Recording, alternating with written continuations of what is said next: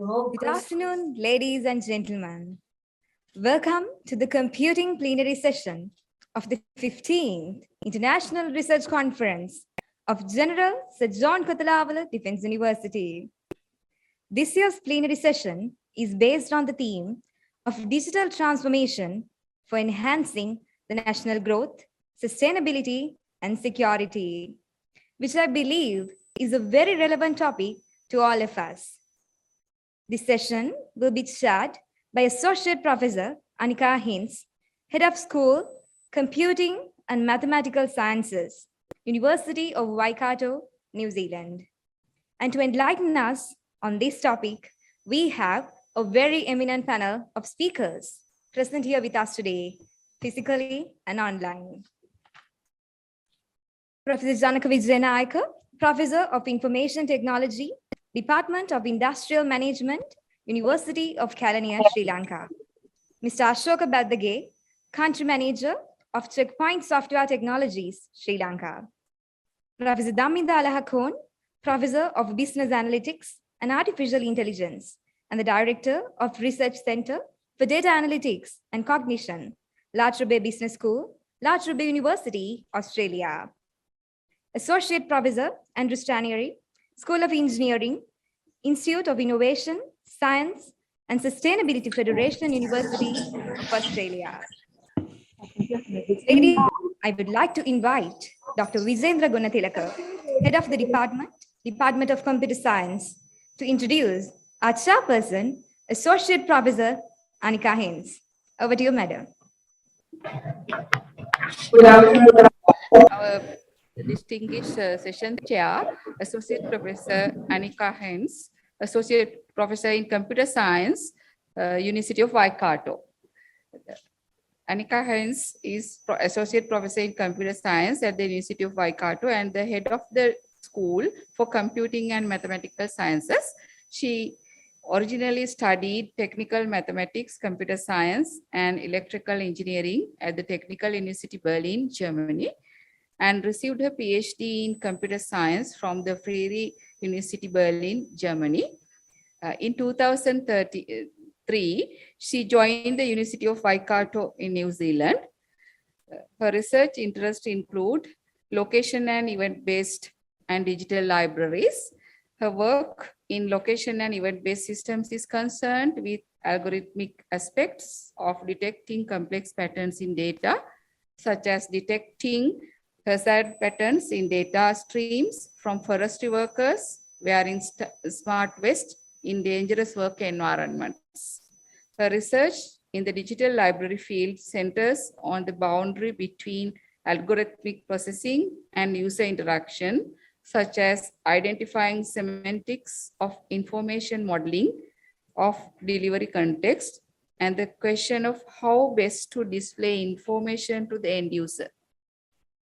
She has more than 100 peer-reviewed research publications and successfully led more than 10 externally funded domestic and international research collaborations. Her research often involves cross-disciplinary context involving colleagues and industry partners from science, geography, education, indigenous studies, etc. And she strongly believes in the benefits of collaboration, coaching, and mentoring, and is enthusiastic about technology for good. So let me invite you, Madam, to chair the session. Over to you, Madam.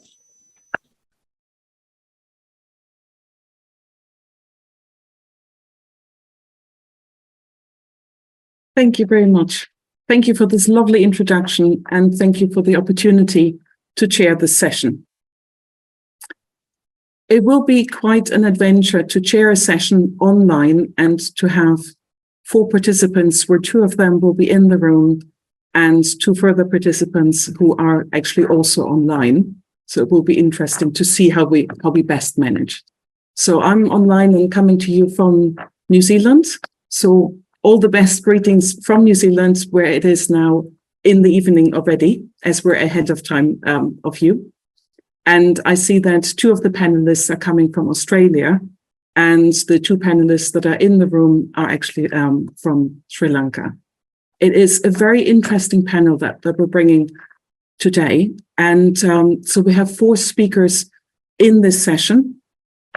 And as you have heard, we have Professor Janaka Wijayanayake, who hopefully is in the room. We also have Mr. Ashoke Baddage, who's also in the room, also in Sri Lanka. We have Professor Damminda Alahakoon, who is online from Australia, and Professor Andrew Stranieri, who also will phone in online from Australia. So the way that we will run this plenary session is that each of your panelists will present for 20 minutes. And these talks are then at the end followed by a 30-minute discussion. I will introduce each of the speakers, and after the 4 presentations and with the help of the organizers in the room, we will have a Q&A session together with the panel and with the online participants and people in the room. So our first speaker, who I would like to welcome, is Professor Wijayanayake. Welcome. Professor Wijayanayake is a Professor of Information Technology at the Faculty of Science at the University of Kelaniya. He received his PhD in Management Information Systems from the Tokyo Institute of Technology in Japan in 2001. Professor Wijayanayake has widely contributed to ICT education and research in Sri Lanka. He has advised on policy matters on ICT education planning, together with the Ministry of Education, with the National Institute of Education, and with university grants commissions across Sri Lanka. And he has worked as a consultant for international organizations. His research interests are in the areas of information systems, data engineering, enterprise architecture, software engineering, and business intelligence. His panel talk will be on the topic of the enablers and inhibitors of digital transformation. Please help me in welcoming Professor Wijayanayake and moving into our first presentation. So good afternoon to all of you. So first, thank you very much, Professor Annika, for nice introduction. And so it's my pleasure to be here today to deliver a short speech on digital transformation and enablers and inhibitors.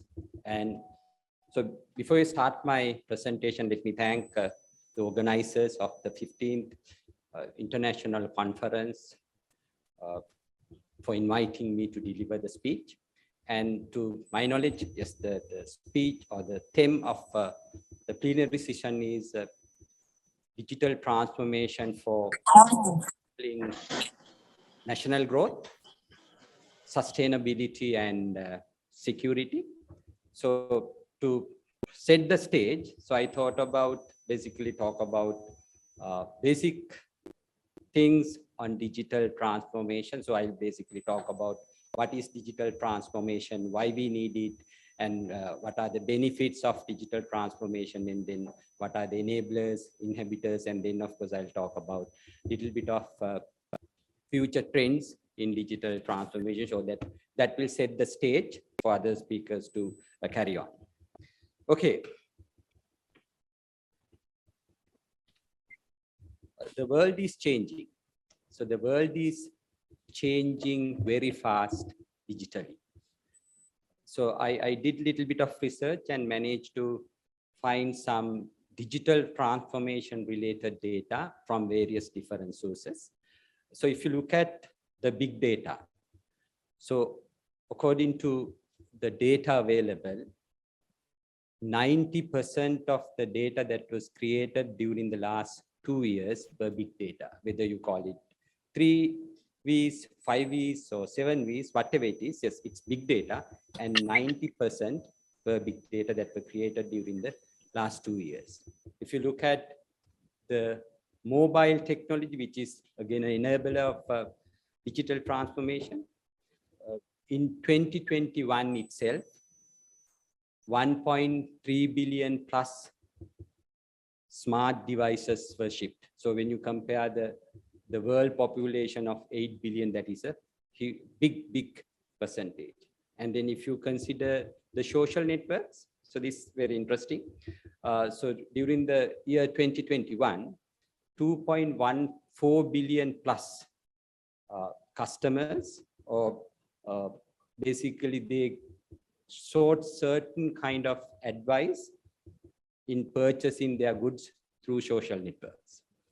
And then if you take the cloud computing, so in 2021, so the end users have spent about 410 billion US dollars on cloud services. And then if you take the Internet of Things, 50 billion devices are connected to the internet up to 2021. And then if you take API economy, so that is again something that drives the digital transformation. So in 2021, there were 1 trillion plus worth of US dollar worth of transactions. So that's a big amount. So that's about the past. So how about the future? So of course, I managed to get some data from Bloomberg, which also published in their papers. So according to them, by 2029, there'll be throughout 15 to 20% compound annual growth rate. So you can see in blue what we are today, and then in orange color what will be in the future. So that's, again, you can start see from smart toys to smart hospitals to smart home to smart cities. So where the major play is going to be the smart city. So you can see there is a lot of digital integration taking place in the world. Then what about Sri Lanka? So actually it's very difficult to find data related to Sri Lanka on digital transformation, but I managed to find one thing which was published by McKinsey and Company in 2018. So Digital Maturity Index. According to them, so we have scored 35 points out of 100, but of course it is little bit higher than the global medium, which is 33, but it's not encouraging. With this in mind, we'll see what digital transformation is. Actually, there is no specific definition for digital transformation because digital transformation vary from one organization to one organization, industry to industry, country to country. So therefore, you can't pinpoint and say, okay, this is what the digital transformation is. But for this presentation, of course, I selected one which covers all the aspects of digital transformation. So according to that, digital transformation is the integration of digital technologies into areas of a business. So all the areas of a business, fundamentally changing how your operations are delivered value to customers. It also cultural change that requires organization to continually change the status quo, experiment and get comfortable with failures. So the main points are, so it is all the areas of business, right? And then of course, you need to change how the things operate. And it is not only technology, it is a cultural change as well. So just by introducing digital technology, you can't achieve digital transformation. You have to make a whole lot of change in the organization, right? So this means actually sometimes the organization may have to go away with what they have been doing in the past, because when you introduce maybe digital technology into certain business processes, they have to be changed, or sometimes you may have to introduce some of them completely new. So we'll look at the path for digital transformation. So digital transformation doesn't happen overnight. It is a long process which takes years to complete. We start with the digitization. So digitization is basically focuses on your data and information. So if you take any organization, naturally they may start collecting data physically and recording them physically, right? But of course, that create so many problems when it's come to handling and management.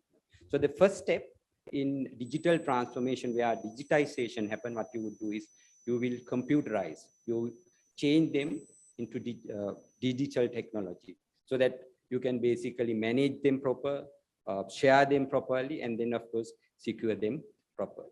The next step is digitalization.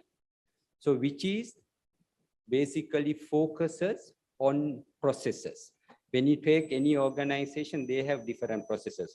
You name it, for example, we'll say sales process, marketing process, purchasing process, inventory control process, recruitment process. So all those may be happening right now manually. So then the second stage where digitalization happen, what you would do is you computerize them, you digitize them so that you can basically remove all the bottlenecks, improve the efficiency, and come up with streamlined processes which deliver better services to your customers as well as your stakeholders.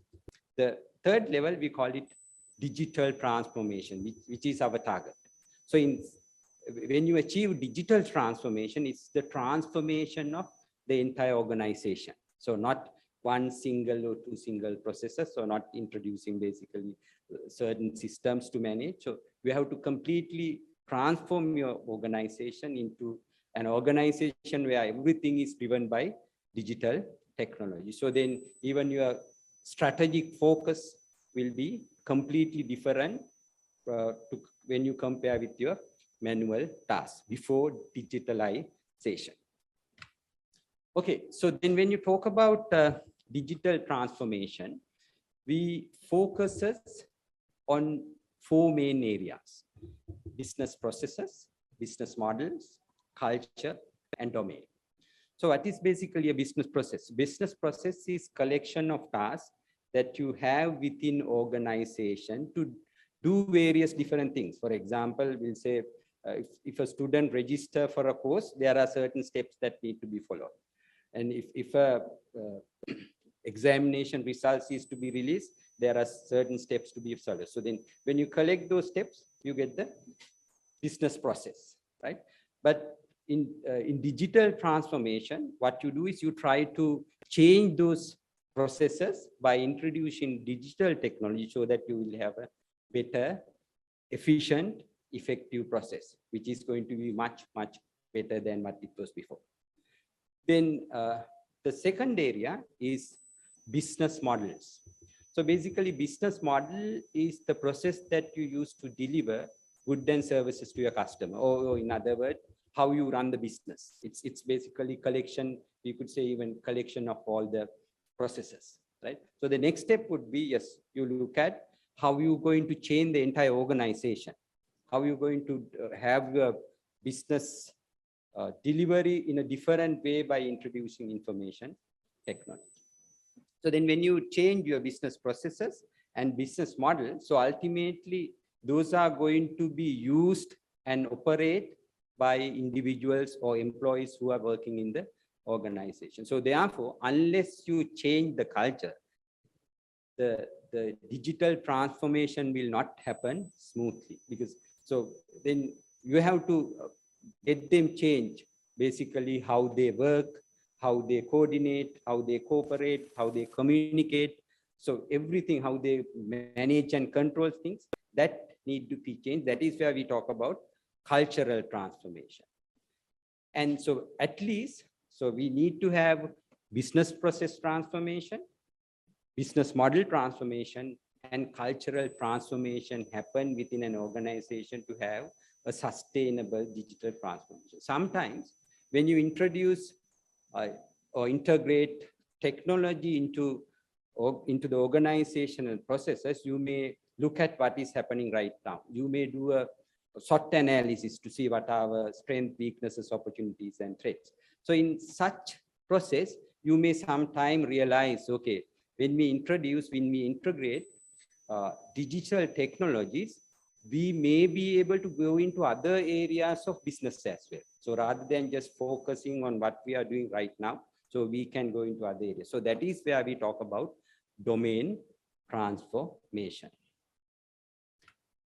Okay, so if you look at the industries most affected by digital transformation, you can see obviously the information technology have about, so this is again, I got it from Observed Economics, so very recently published. So 70% of, there is an impact or effect of 70% on information technology related industries. Then, so education is about, we'll say 38, 39%, and the government 20%. That doesn't mean, of course, there'll be no impact. So basically these organizations have not adapted or integrated heavily technology into their processes. So therefore, there are a lot of room for further improvement. And then, of course, so this is again, I got it from World Economic Forum. So everybody talks about digital transformation for business and industry. But according to them, actually, digital transformation create value, not only for business and organization, even for society as a whole. For example, if you take automotive industry, yes, so when they convert their business into digitalized form, so of course they will get value addition at the same time. There'll be some value creation for the society as well. So of course you can see for consumer industry, electricity and logistics as well. So therefore, so when organizations integrate technology into their business, that will create value for the business as well as that will create value for the society. Okay, so with that, we'll see what are the enablers of digital transformation. So there are several. So of course, I have selected the main 7 because the time allocation is limited. So one thing is big data and business intelligence. So organizations are heavily using big data and business intelligence to make decisions, to automate the things. So therefore, big data is one technology enabler that facilitate digital transformation. The second one is in IoT, Internet of Things. So now you see, not only even industries, even household, they adapt or they introduce, they use various different type of IoT devices. So that make the digital transformation easier. Then the third technology that basically influence or enable digital transformation is blockchain, a technology that basically facilitate transparent, immutable transactions, where you need a lot of transparency to be maintained. So you can see in everywhere the blockchain technology is being used. Then another technology that enables digital transformation is machine learning and artificial intelligence. So of course, about 5-6 years back, or maybe we would say 7-10 years back, so artificial intelligence was not the buzzword. So there were a lot of limitations. But so things have improved, and so there are a lot of applications where you can use the artificial intelligence processes to do various different things, and organizations are heavily using machine learning and AI in their process automation. And when it's come to digital transformation, mobility, ubiquity is something very important. So for that, of course, you need communication technologies. So 4G and 5G may plays a major role in enabling digital transformation in that sense. And then the 6th enabler is cloud computing. So cloud computing is cheaper, and the organizations need not to have specialists, and they don't need to invest heavily on infrastructure. So therefore, that enables organization to basically adapt and integrate technology into their organization. So cloud computing is another enabler that basically facilitate digital transformation. Then the last one, so sensory technology. So now you talk about autonomous cars, autonomous maybe vacuum cleaners, and then various different agricultural equipment, which are being developed using sensory technologies, and then various different business areas adapting the technology because of this sensory devices. So therefore, sensory devices also can be considered and as one of the enabler of digital transformation. But of course, there are issues or challenges that need to be handled as well for smooth transformation, right? So inhibitors.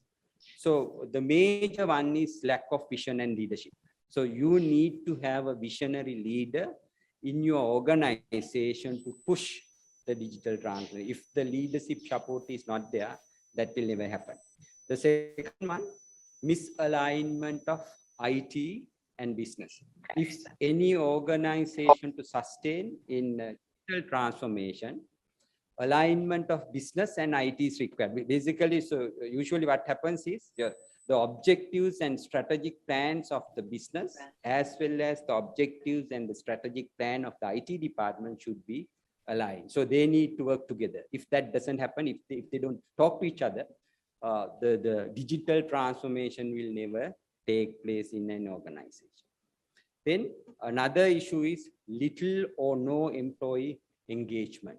So the management themselves cannot implement digital transformation because so you need the support of everybody within the organization. You can't just introduce a system and force people to use it. So there you have to make sure that, okay, they feel they are also part of the process. So then only they will support the adoption and the integration of technology. So if there is no such process, then it's not going to work. Then the fourth one, failure to change culture, right? So just as I told you earlier, just introducing technology is not enough. You have to make sure when you introduce the technology, the business culture, the working culture, the communication culture, basically how people behave and work within the organization need to be changed. If that is not changed, the digital transformation will not happen. Then the fifth one, metrics misalignment. So usually organization, they have KPIs, key performance indicators, right? So then while maintaining the same KPI that you have had for manual processes, if you try to introduce digital transformation, that will not happen because so your performance will not be recognized. It will be evaluated in a different way. So therefore, it's very important that if you want to facilitate digital transformation, make sure that you align your matrices with the current processes. Then another issue is information and security, because so people are still concerned about security, even though that field is developing and there are a lot of technologies, but we know basically technology themselves will not solve the problem. So you have to have management control as well as process control. So until that happens, so maybe adoption of new technology will not take place. The last one, so it's something very interesting, not failing enough.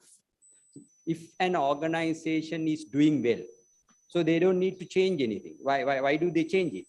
Right? Because we are doing well, so there is no pressure coming from the competitor, right? So we have been making the same profit that we made maybe 10, 15 years ago. So why should we change? That is the attitude.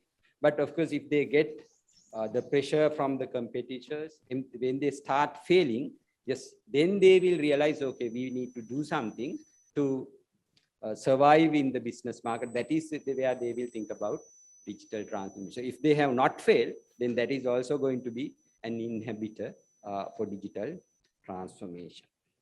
Okay, finally, so I think I will go through quickly. So because I think I have taken nearly 20 minutes now.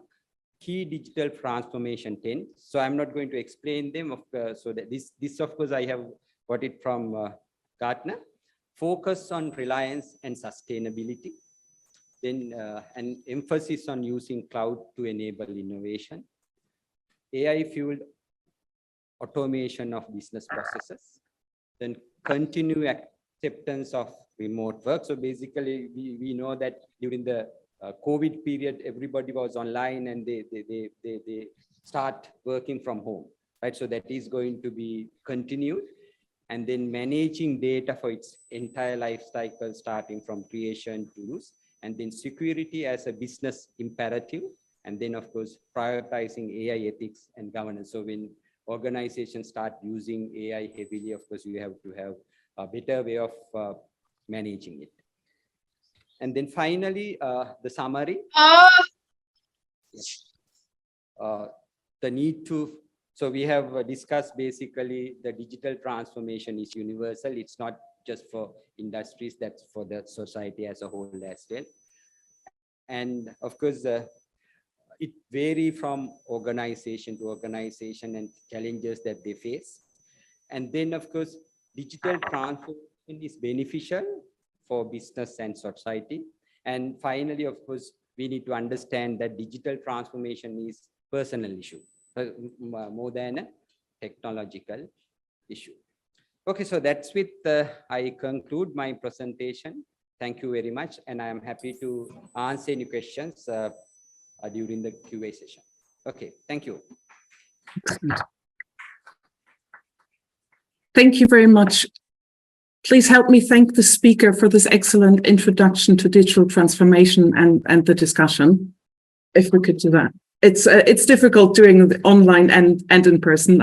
I'm recognizing this.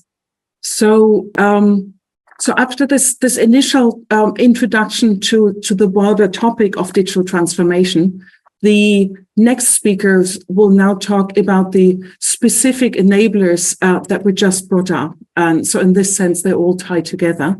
So our second speaker is also a person who is in the room. So the second speaker is Mr. Ashoke Baddage. He's the country manager for Checkpoint Software Technologies and was previously the regional manager for South Asia in the Palo Alto Networks, a US-based cybersecurity company. He started his career as a banker and has shifted to technology companies by joining Cisco Systems in 2005. He was instrumental in establishing the Cisco system operations in Sri Lanka and later expanded its presence to the Maldives. He has led many national consultations and digitization programs and cybersecurity projects in South Asian countries. He's also engaging in building digital literacy and cybersecurity skills in South Asian countries.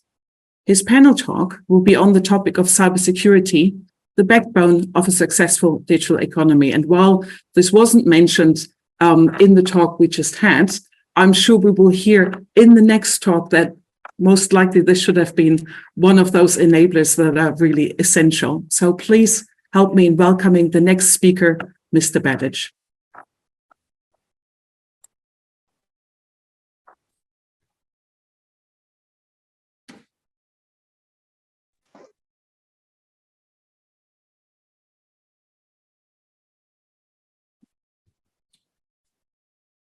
Thank you, Annika, for the introduction. So good afternoon, everyone. So I'm going to talk about cybersecurity, what I would call the backbone of a successful digital economy. Professor Janaka made my life easier because I can skip some of the slides and which I wanted to discuss as a basic introduction. So let's look at what I want to discuss. I want to discuss about national growth and digitalization at very high level. And then what are the challenges we may come across along our way. And then why cybersecurity is becoming the backbone of a successful digital economy. And what is our role? And then if we don't embark on a successful digital transformation, what will be the threats that we may face and cost of such threats or the breaches that is happening. I'm not an economist, but so the theme today is about the digital transformation aligned with the national growth as well. So national growth is what? So that is something that we measure the increase of GDP or the increase of national input output over the last year. And if you look at the economic development, it's not just a growth of income. So that will be measured by the quality of life. One second, so let me. Okay. So how we have increased our living standard over a period of time. have our educational standards have been increased? The public services that we obtain day to day have been increased, or whether it's at the same level? And have we improved our infrastructure? And then whether the economic activities have been diversified into different areas and across the society. And the most important factor in measuring the economic development is whether you have increased your annual income. So per capita income, whether the distribution is somewhat equal between the rich and the poor. So now when we are talking about the national growth and digital economy, it's imperative that, we have to have a kind of a technology introduced into it. So basically the economic growth is a subset, I would say, as a result of economic development of a country. And it says we don't need to give much effort for a growth because it happens naturally when there is economic development is happening. But in order to develop an economy, everybody has to contribute. Especially if you look at from the national level, the government should have right policies in place with the right legal framework and provide the infrastructure needed for development, especially when a digital economy. So if you look at an economy today, so economy comprises of, I would say, 5 pillars, right? So you have your government on top, and then you have your enterprises, the businesses, the manufacturers, entrepreneurs who are doing businesses on one side. And on the left side, we have us, the households. And we have the financial system in between to support this economy. And of course, we do trade between the countries, the import and export business as well. So what is the growth? So growth is when you and me increase our purchasing power. When we have more money, we will buy more things, goods and services. So we buy from the industry, the people who provide these things. So when we buy more, so they also will get more income. And then eventually what we do, we pay more taxes to the government, right? And the government responsibility is to provide us the required infrastructure facilities for our growth. Now I extracted this from the ICTA website. I'm not going to talk about it. Now this is the Sri Lanka government strategy for 4 years from 2020 to 2024. So they have given the architecture, what they are going to do, and responsibility and the stakeholders of everyone. Now, here what they are saying is they will provide the platform. They will provide the network between the government agencies, and they will provide the cloud. They will provide the cloud services also. And then interoperability platform along with the common database. So this will be used by the different departments and ministries in order to give us service. Now, for example, if I want to get my revenue license done, so I go online and get it done, right? Now I have 2 questions. Can I do it at any time? Is the system available?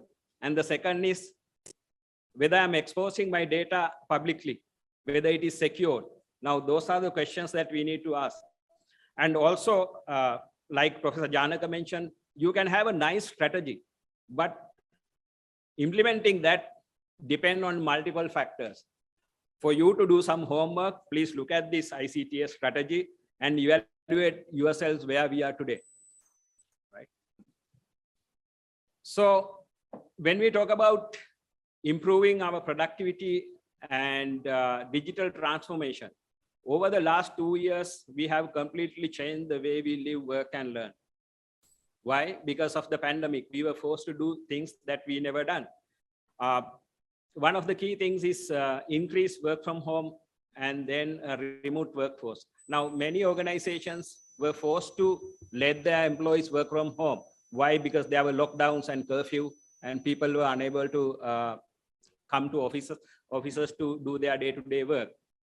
Now, at that time, many organizations were not ready with the right infrastructure to provide that facility to employees.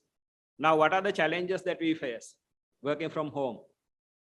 First, you need a stable connectivity. You need to connect to your office, your cloud, your applications, your databases, and things like that.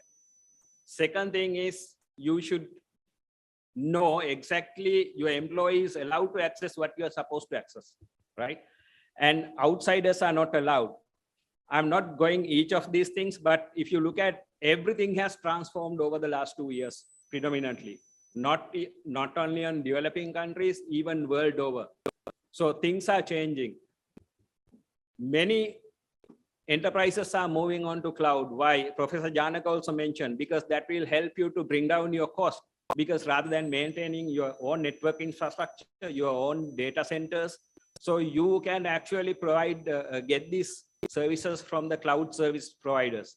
That will help you to reduce your cost and at the same time ensure that uptime or the availability is 99.9%. Because I mean, if you look at the public clouds, those are large organizations like Google, Microsoft, AWS and things like that.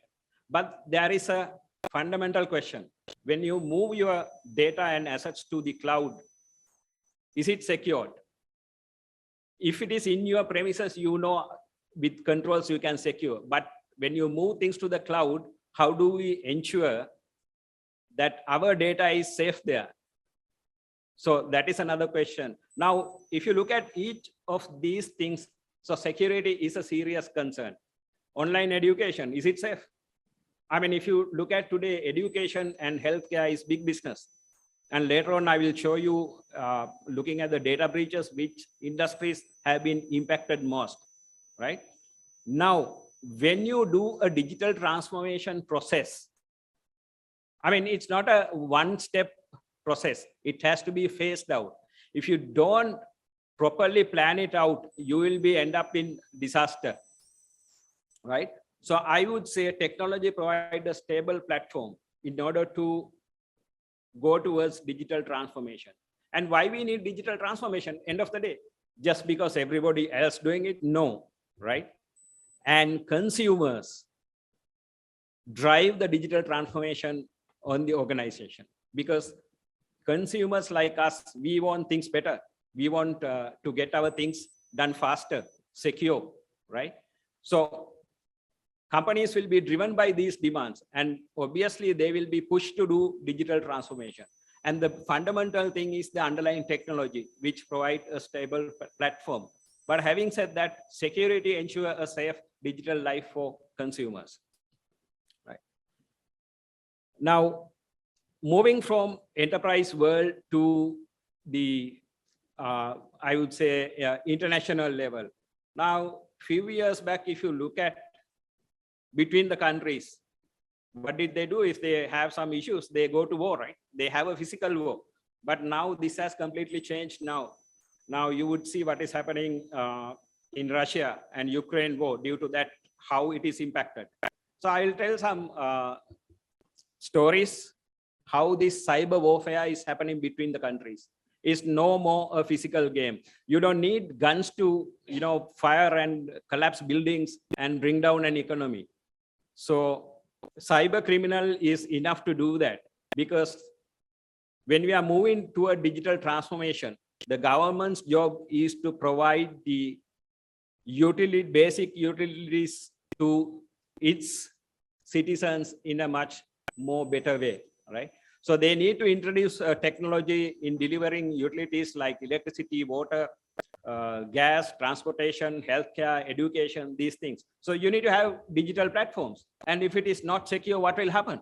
Somebody can, hack into these networks and bring down the entire thing. And the citizen will go completely, blank. So these things happened even in recently. The gas lines were attacked and, gas supply was blocked. And the countries during the winter have a huge, severe challenge. So let me tell you a story. Sometime back, Sony Corporation made a movie called The Interview. And basically, the movie is about the North Korean president. And they actually portrayed a negative image of the president. So obviously, North Korea didn't like it. So what did they do? They didn't go into a physical war. They just brought down Sony Corporation network. And what is the impact to the economy of the US? So that impacted more than I would say millions of Xbox users at that time. So this is the kind of warfare that is happening today. And in Estonia, So they had a statue called Bronze Soldier. So this was before, the separation, when the Russian Federation was there. So once they separated, what they did was they moved this statue from a very prominent place to very insignificant place near a cemetery. So the Russia didn't like it because they value this statue a lot. So what did they do? They started attacking the government website, Estonian government website. They started attacking the media outlets and the entire banking system. So this is the warfare that you are seeing today. Also look at some of the major attacks that has happened recently. So we are talking about digital transformation. Now these companies that we are talking about has gone through these phases, right? So they have transformed. So they are providing better services through the digitization to their customers. But still they are attacked. So we will see why. Now the colonial pipeline attack that happens recently. Now the important thing here is that was a ransomware. So they attacked this company and demanded the ransom is millions of dollars. So the colonial pipeline decided to pay it immediately. Why? Because they didn't have proper backup or recovery plan in place. So there's no way that they are going to continue their business operation. So they immediately paid. And I mentioned about the Russia attacking Ukraine and the other European countries, many critical infrastructure. So like power, the gas supply and things like that. And then the Costa Rica Conti ransomware, again, Russian attackers. So they actually hacked the entire financial system in the country, crippling the financial system. So why this is happening? Why this is happening? Now we said digital transformation is a carefully laid down process, right? So you need to have your strategies in place, the plans in place, and you are doing it, investing millions of dollars or rupees and go towards digital transformation in order to provide efficient services to its stakeholders, the customers, right? And they have invested a lot of money. But then still things that I mentioned earlier is happening between countries, cyber warfare, and criminals targeting the financial sector, the banks, and the enterprises. Still it is happening. Why? Is it because the security solution providers, companies like the company that I work for, Checkpoint, which has more than 25 years history specializing in security, right? Providing solutions. So there are many companies like that in the world. So are you trying to say that the bad guys are smarter than these companies? Why it is happening? It is not. I think Professor Janaka also mentioned about technology alone cannot prevent cyber breaches, right? So it is an integration of technology, the processes, and the people. Now, if we don't have a tight integration between these three, there will be issues. Not only marching towards the digital transformation, even after doing that, how to the sustainability of the same project, right? So you need to have these things together. So let me explain why. So as a technology platform, we need to have our infrastructure ready, whether networks, whether it's a physical network, wireless, virtual, whatever it is. And then you have your computing power and your storage and other old technologies in place. So that is the first thing, that you provide the right platform towards the digitization, right? And then you have your applications, databases, APIs, and things like that running on that platform. Your platform is ready, your applications are ready, and you are ready to serve your customers. So this has to be supported in every country with the right legal framework, because when you move to a digitization, the way we work is also changing. So we need to change some of the laws as well. Simple example, email communication. I mean, if it is not legal, Because those days we know that when we even go to a bank to withdraw money, we need to place our manual signature. Has anybody here done that? Can you please raise your hand if anybody has signed some document and taken money? I don't think, because right now we are using digital forms, right? It could be an ATM machine, internet banking, transferring to somebody else, mobile banking, all those things. Right? Now, the legal system should support this digitization as well. And this is one of the key areas. And then finally, we need a proper security solution. Is one solution enough? No, I don't think. So if you look at the companies that I mentioned, or the government that I mentioned, so they have invested billions of dollars into their security system, still breached, right? One thing is what we can do is together. So we can raise the bar that hackers are trying hard, right? So that is from the technology perspective, that is what we are doing. We are raising the bar to block these hackers. But still they become successful. Why? Because you need to have the right processes in place. And you need to make your people aware in the organization. And you should have the right digitally skilled people in the workforce. And we should have the right people to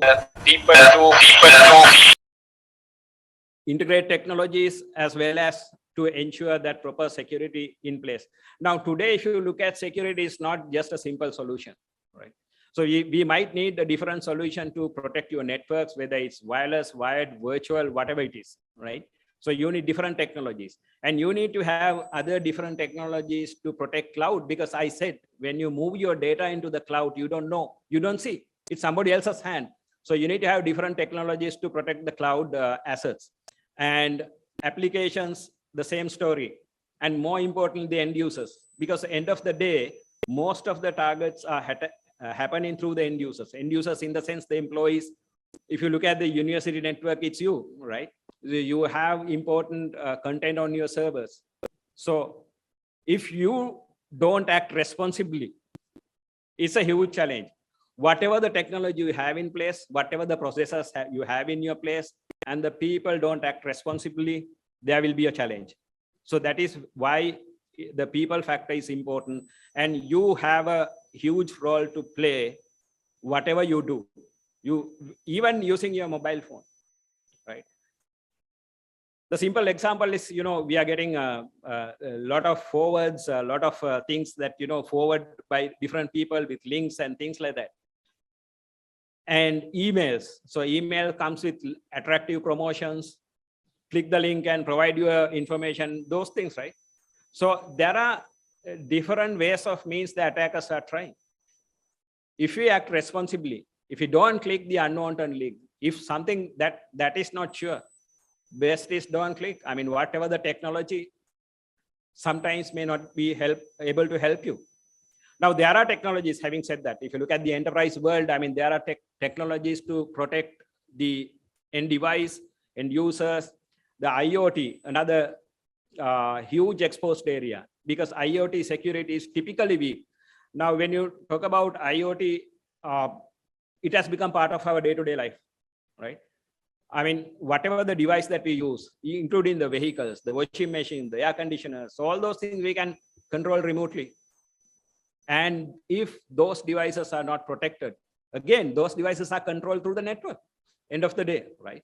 So network is the platform for anything. So if you don't have the right security in place, so you are in risk.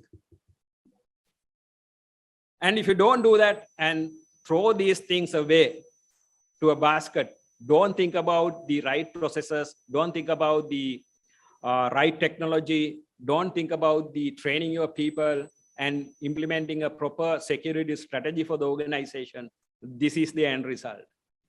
Now, this research is recently done by IBM, and they say the largest compromises has happened through phishing attacks and business email compromise. So end of the day, both are same, right?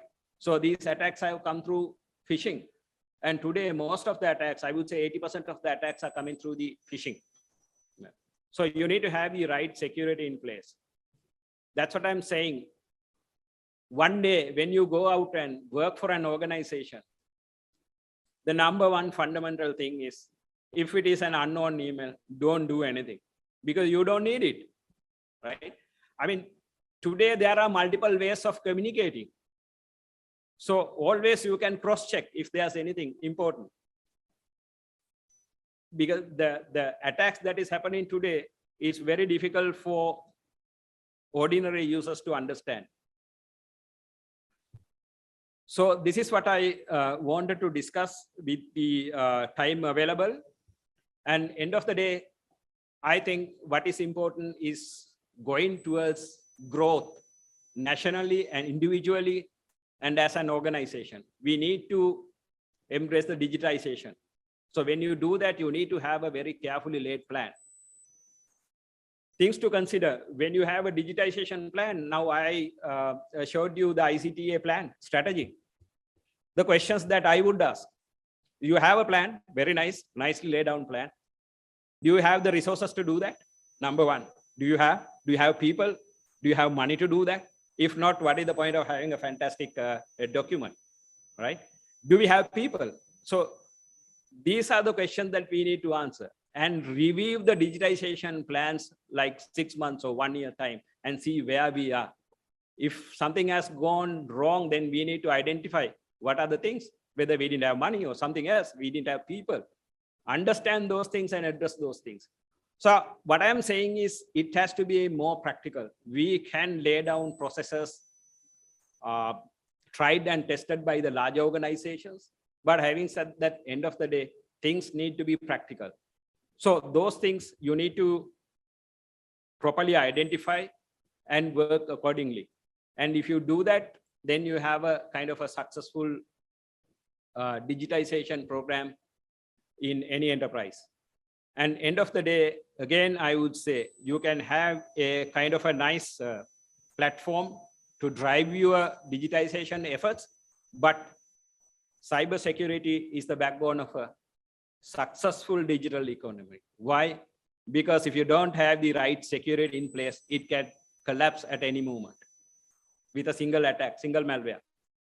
Thank you. Thank you very much.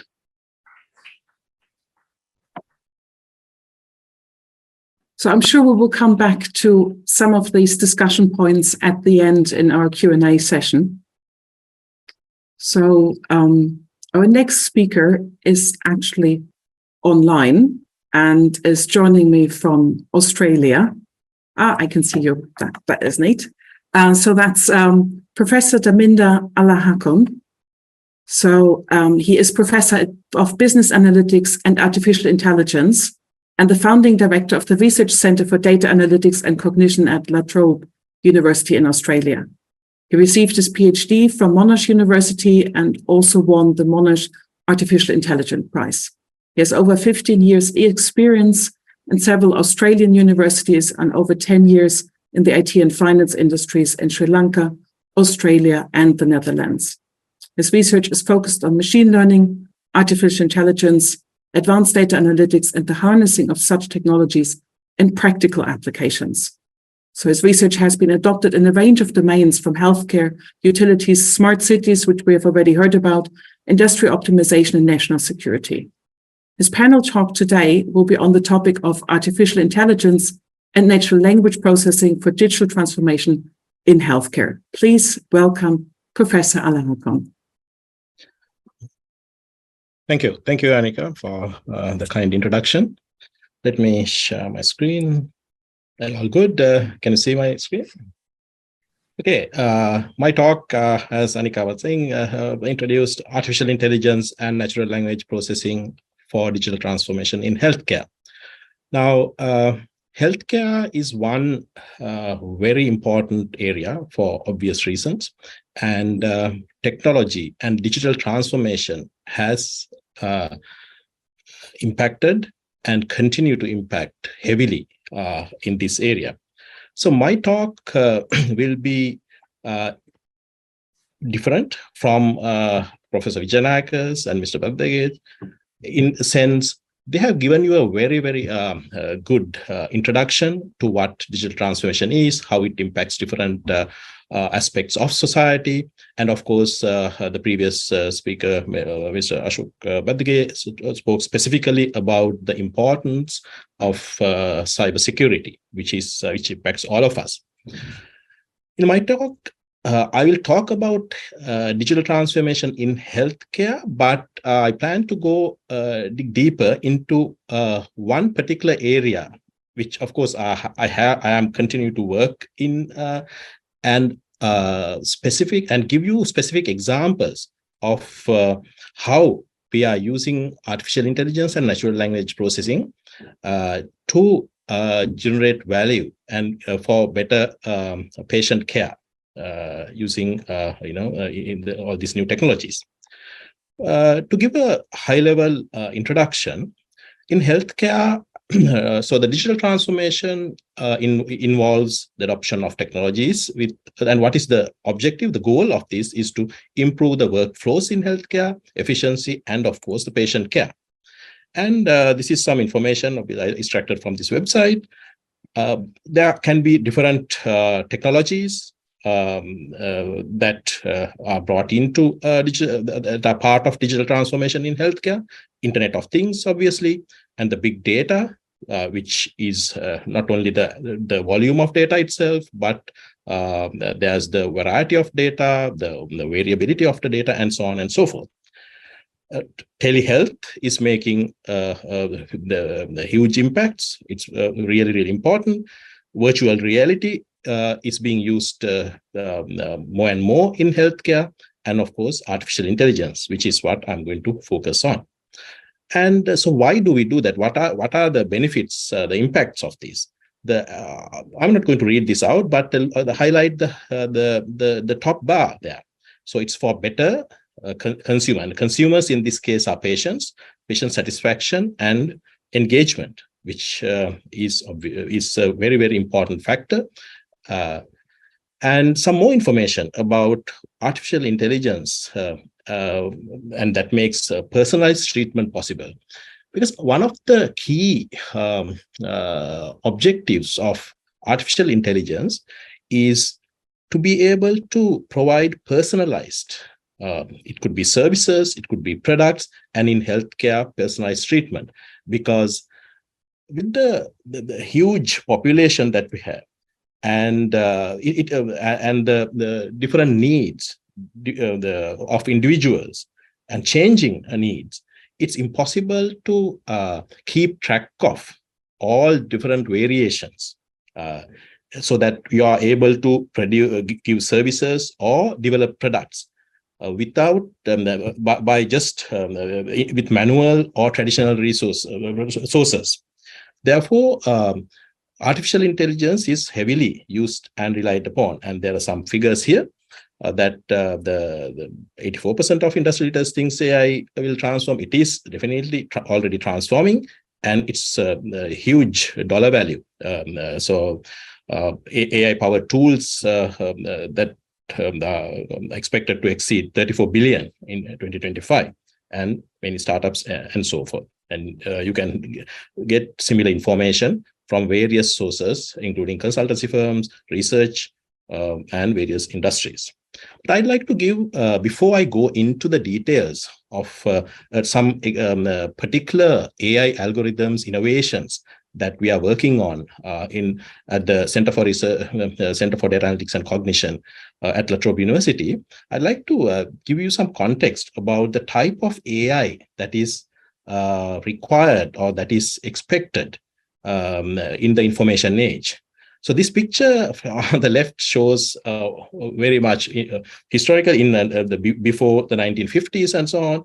AI or the type of machines that work or think like humans have been around, or people have been thinking and talking about their various stories, and even building machines that are type of human-like. But it was in the 1956, it was actually 1956 that the term artificial intelligence was coined, and with the advent of technology and computing, what was AI has changed from actual components that was built into computer programs, and then of course with the so-called machine learning algorithms, and with the availability of digital data in massive volumes, the expectation of what artificial intelligence would give us or can give us has evolved and changed over time. But in the current world, which is called the information age, or we call it a digital world, there's so much more information. And of course, we do many things. And I guess we don't even know the type of information that about ourselves that we leave on various platforms, and which, of course, issues that was highlighted by Mr. Baddage about cybersecurity. One of the reasons is that we are not even aware of the type of information we leave around. It could be social media, it could be just various interactions, which is various technology platforms that we use, IoTs, our communications, even our movements, because these are the digital information is captured. But artificial intelligence, the requirement and expectation has changed from algorithms and tools that are specifically built for a particular applications to more technologies which are more human-like, or which coexist in this information world, and they can interact with the environment without direct supervision from humans. And I don't want, this is not the time to go into details of artificial intelligence, but there is a trend towards what we call the artificial general intelligence, where a human being is not there to supervise, and even first of all, to build, then to adapt, adjust, monitor, and then, of course, look at the outcomes from the artificial AI, and to evaluate, analyze that.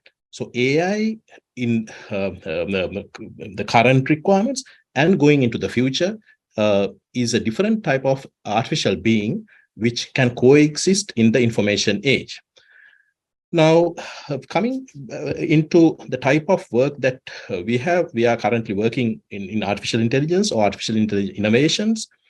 We work on computer vision, Internet of Things, including wearables, speech analysis, facial expression recognition, and so on.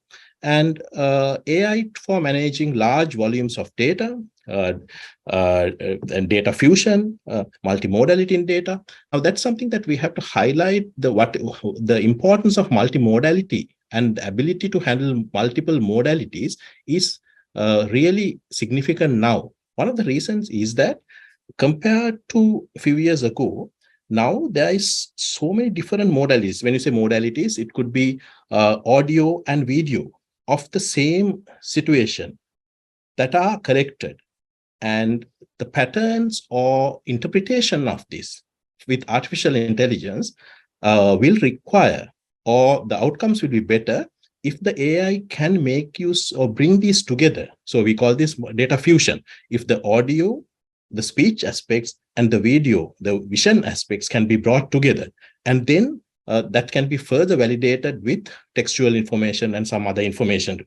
And such algorithms are being built and already being used. Then streams of data. It could be from videos, it could be from IoTs, and so on and so forth.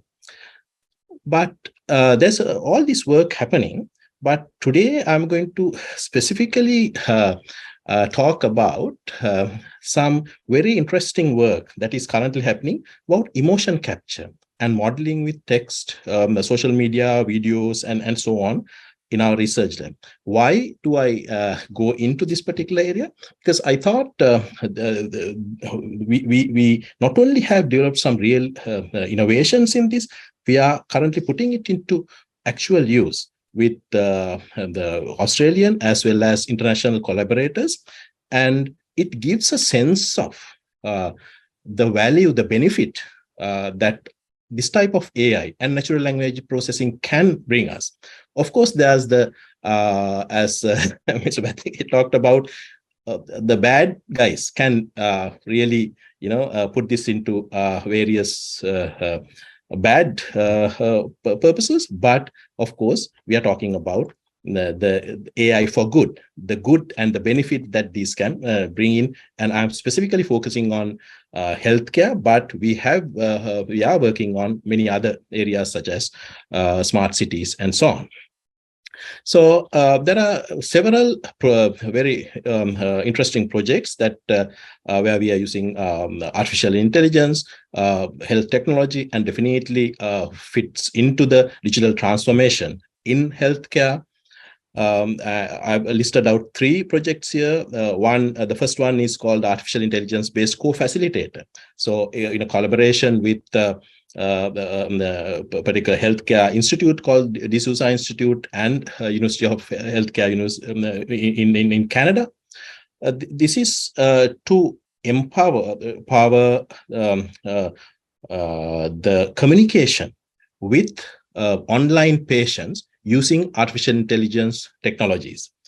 And 2 other projects, NHMRC stand for National Health and Medical Research Council funded projects from in Australia. These are Australian government funded projects where we are building artificial intelligence based or empowered technologies into stroke recovery of patients. So this is the first one is about personalizing stroke recovery and rehabilitation through new technologies for people living at home. Now, the living at home part is really important because this is something really valuable that technologies and artificial intelligence can a benefit that can provide society. Instead of having to live in hospital settings, or having to frequently go into and attend clinical settings, the people can stay safe and healthy and in their own comfortable home environments using the new technologies as well as monitored or by using artificial intelligence. The Communication Connect, the final project the third project that I have listed here is really interesting. Some of you might be aware of the term aphasia. This is after stroke, certain people, depending on the particular part of the brain that is affected, have communication difficulties. And it's really a major problem because it can be quite young people as well. And so they have their thoughts, ideas, and so on that arises, but they are not able to communicate.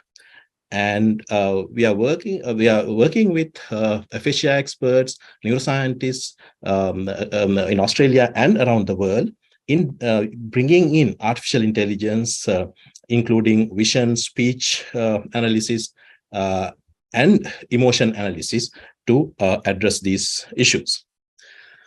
A very high-level picture of one of the projects. This is the Staying Connected. So, and again, it's important to understand that to position these particular projects and particular innovations and artificial intelligence that I'm presenting to the overall picture of digital transformation. So these are new technologies, new frontiers in healthcare that are being empowered by artificial intelligence techniques. So in this case, we capture different sources, types of information from mainly 3 different sources, but we are going to include further. So this is a current project which has currently working on and to be trialed in the next couple of months with the actual patients. So we collect data from wearables, so accelerometers, where the patients who are in their post-stroke recovery phase are wearing. And then we have developed an application, which is a personalized, what we call experience sampling app, where several times a day they are prompted with a questionnaire so that we understand from their moods, what they're doing, where they are, what they ate, and so on and so forth. And there's actual videos in where we have something, it could be Zoom sessions, or in other cases, we capture videos which capture their some trials are done. They are asked to do certain activities and their movement and so on, and also in addition, facial expressions, gestures are captured. All that is brought together, and we have developed some new algorithms. And of course, there's the user interfaces that are developed as well.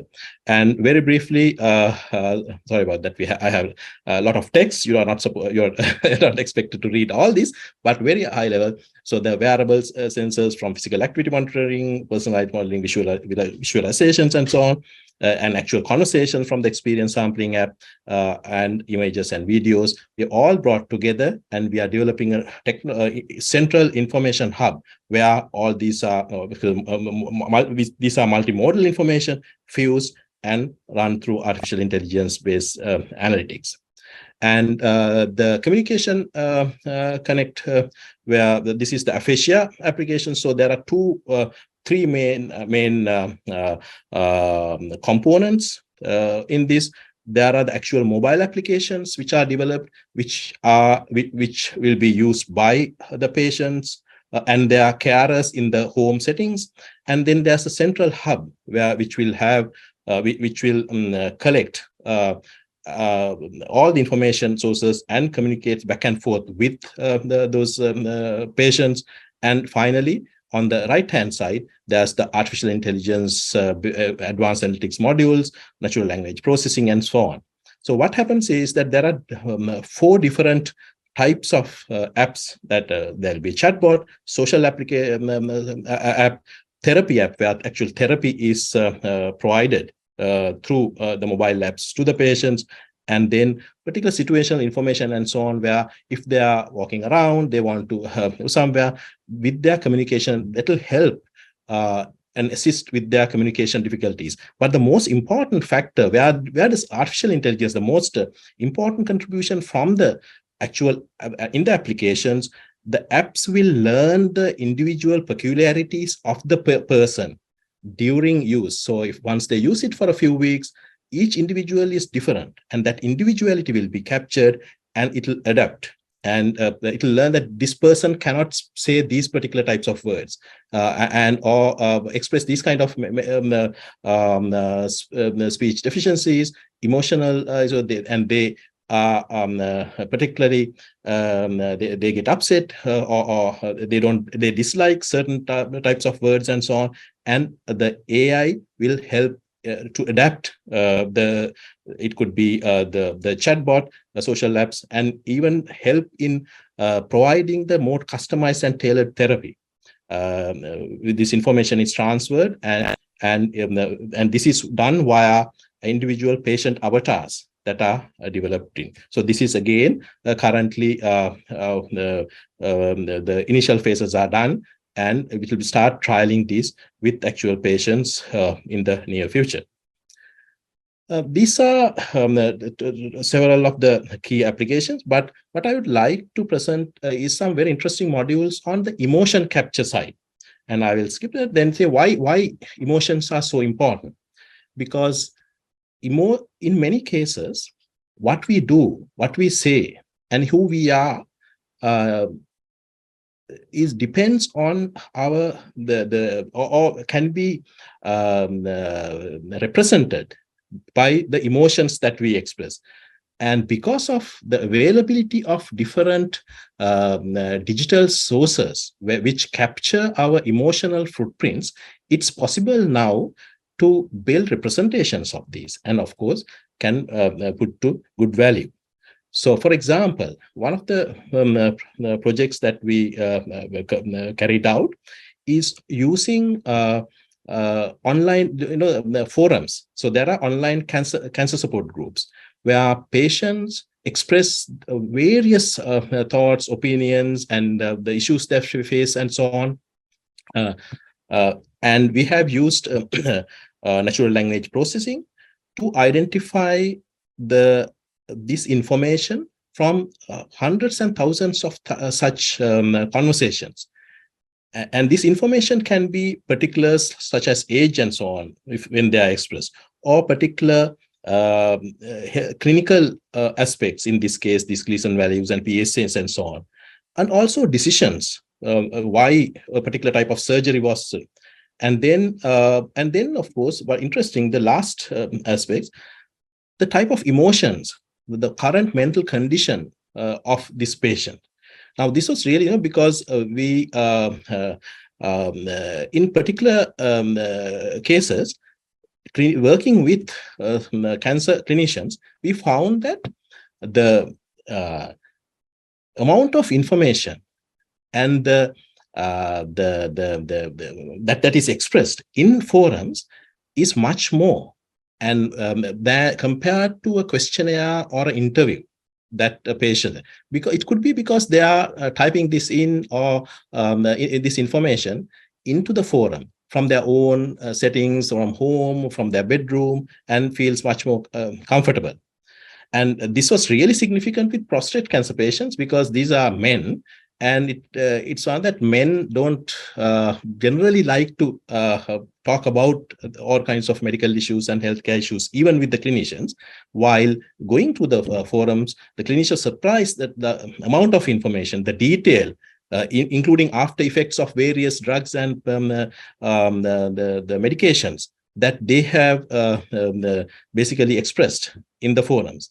But then it's humanly not possible. It's not possible for a human or a clinician, for anybody, to go through, read through each of these. That's where artificial intelligence, natural language processing has really been useful. I think in the next few minutes, I will just point out some interesting modules or AI innovations that we particularly have built in to capture emotions. Now, what we have done is used a psychological model called the Pruszczyk's wheel, and this is the Pruszczyk's wheel. It's a psychological model of our different emotions. So if you look at, so there are 8 key emotions. For example, there's joy, trust, fear, and so on. But for each emotion, there is an intensity value. So there's, for example, if it's very high is ecstasy, and serenity is the more lower level of the joy, and ecstasy is the very high intensity. Similarly, so it could be fear, could be apprehension if it's lighter, and terror if it's much higher. Now, we have built components with, say, from the conversations that they have to capture these, and then represent this as now what we show here is for each individual, based on their conversations, we can actually capture these persons. So there are these 2 people. One, you can see that one person is more towards terror and rage and so on, while this person is more towards and this is somebody with something like a bipolar, somebody who moves from ecstasy to grief. And another really important thing that we have done, I know that I'm going to detail, which is very different, but just giving you a highlight. So you're not supposed to read all these texts and so on, but by capturing the actual emotions that are expressed with these the psychological models or computational versions of the psychological models over time, because there are patients who express these or participate in these forums for several years, in fact. And we can actually, using something like a state transition diagram, how their emotions change over time. And so this is the different types of emotion, and this is one person over a particular conversation, and this is 30 minutes, 60 minutes, and 90 minutes, how the emotions have changed and so on. So you can identify or profile a person of who this person is, how they change emotionally. And another thing that we have done is that we can actually represent using emotion sequence, like DNA sequences represent our biological nature, and we are asking the question, can we represent a person with their emotion sequences? So I will just quickly move on to, so where do we put this? Where does all this information, and from a healthcare technology perspective, what value does it bring into overall healthcare? So our research helps to build assistive tools for clinicians, that can manage here, because as you know, mental health is a huge issue, and then identifications of psychological issues and clinical interventions, awareness. And one of the biggest areas of that, not only us, but that's really bringing in value is mental health chatbots, because chatbots are currently is becoming very popular. And finally, I will present, this is currently we have deployed these technologies in this online cancer care program in Canada. The type of the emotion capturing and representation technologies and artificial intelligence that we have developed has been actually deployed in this cancer chat data. That's an online cancer care program, and it's already it can do real-time emotion analysis and identify not only individuals but in group conversations how certain people are feeling, their emotion fluctuations and so on. That enables providing more targeted and tailored care and help the conversations from the clinicians. Thank you, and I'll stop there. Thank you very much, Damminda, for this very interesting presentation. And I hope that we can come back to some of these examples you had in the Q&A and in the discussion later on. Because we're slightly late, I will move immediately to our fourth presenter, who will also talk about applications in healthcare. So we have as our fourth presenter from Australia, Associate Professor Andrew Stranieri. He is IT discipline leader within the Institute of Innovation, Science and Sustainability at Federation University in Australia. His research has led to a number of spin-out companies, and most recently, his work in remote sensing of vital signs and the real-time analysis of data to raise alarms has led to a patient monitoring spin-out company. He has been named one of the 7 digital health disruptors, originally from Trobe University, and his current research involves models for the integration of data analytics, intelligent decision support, and human expertise. So his panel talk today will be on the topic of why do so few digital health innovations disrupt practice, an iterative technological, business, and clinical use case model. Please welcome all Professor Stranieri. Thank you for joining us.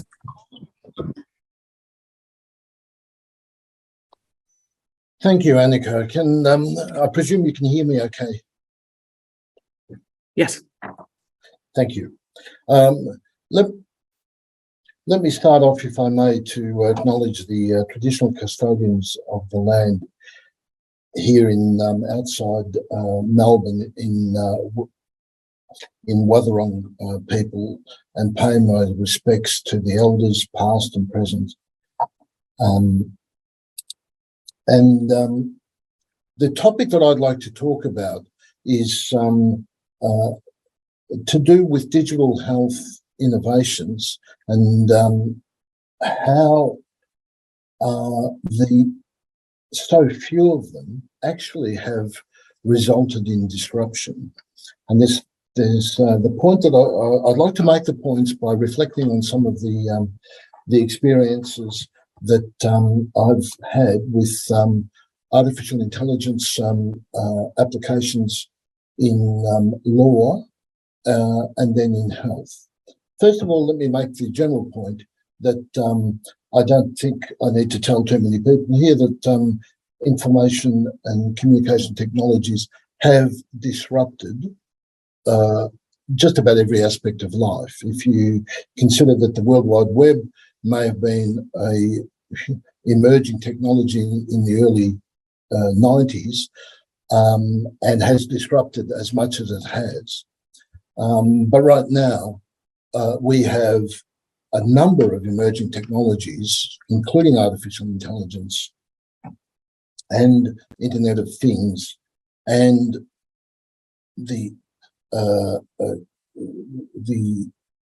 5G, 6G, and many others. Each of them have the potential to disrupt phenomenally. So we're certainly living in interesting times. As an example, back in the early 2000s, my PhD research then was in applying machine learning and integrating it with augmentation theories in order to develop models that could do things in law. So one of them was the split up system where we predicted the split of assets that a family court judge would award husband and wife following divorce. Another one was to do with eligibility for legal aid, which was decisions about the merits of a case and the likelihood of winning a case were made in order to determine legal aid funding. And we modelled that and built a electronic lodgement system so that lawyers could apply online, have a intelligence system, make a merit-based decisions, and immediately, rather than wait for, in those days, two or 3 weeks for paralegals to do the same thing. Refugee law, nursing law, sentencing law. That led to a spin-out company that now no longer exists called JustSys, and we developed commercial versions of many of these systems and other systems as well, including ones for state government departments and education departments and other bodies.